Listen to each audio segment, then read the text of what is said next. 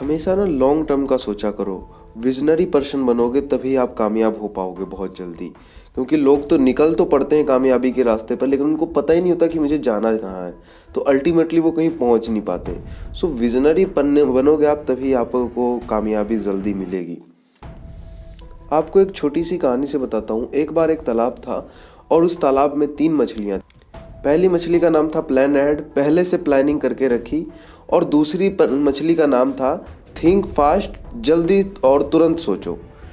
और तीसरी मछली का नाम था वेट एंड सी, देखेंगे, करेंगे, सोचेंगे। एक दिन ये तीनों मछलियाँ पानी में तैर रही थी तालाब के अंदर, और उन्होंने एक मछुआरे यानी कि फिशरमैन को कुछ बातें करते हुए सुना। और उन बातों का सार इस प्रकार था। मछुआरा अगले ही दिन सुबह उस तालाब में जाल डालने वाला था और मछलियों को पकड़ने वाला था। तो तुरंत ये जो प्लान अहेड नाम की मछली थी, उसने अपना दिमाग चलाया और उस मछली ने क्या बोला कि मैं आज ही रात को नदी की तरफ निकल जाऊंगी तालाब से, ताकि मैं सुरक्षित रहूं।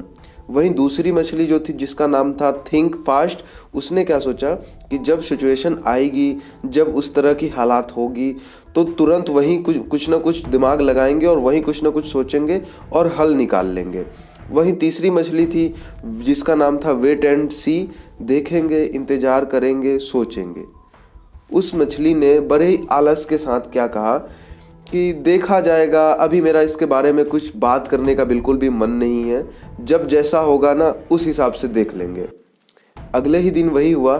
फिशरमैन यानी कि मछुआरा आया, उसने अपना जाल डाला और अब वो जो प्लान अहेड नाम की मछली थी वो तो रात को ही निकल चुकी थी, रात को ही वहाँ से स्किप कर गई थी। तो उसको तो कोई टेंशन नहीं थी क्योंकि वो ऑलरेडी वहाँ से निकल चुकी थी। अब ये जो दूसरी मछली थी जिसका नाम था थिंक फास्ट, उसने क्या किया, तुरंत दिमाग लगाया और एक्टिंग की कि जैसे वो मर गई है। तो फिशरमैन ने देखा कि अरे यार, ये तो मछली मरी हुई है, और उसने उस मछली को वापस तालाब में फेंक दिया, ये सोचकर कि मरी हुई मछली है। अब आप गेस करो कि ये जो तीसरी मछली थी जिसका नाम था वेट एंड सी, वो कहाँ पहुँच गई, उसके साथ क्या हुआ? जी हाँ, वो पहुँच गई मछली बाजार में, फिश मार्केट के अंदर। राइट। लॉन्ग टर्म कभी मत भूलिए, लॉन्ग टर्म को हमेशा फॉलो कीजिए। फ्यूचर हमेशा आपको पता होना चाहिए कि मेरा फ्यूचर क्या होने वाला है। ठीक है, हमेशा विजनरी पर्सन बने।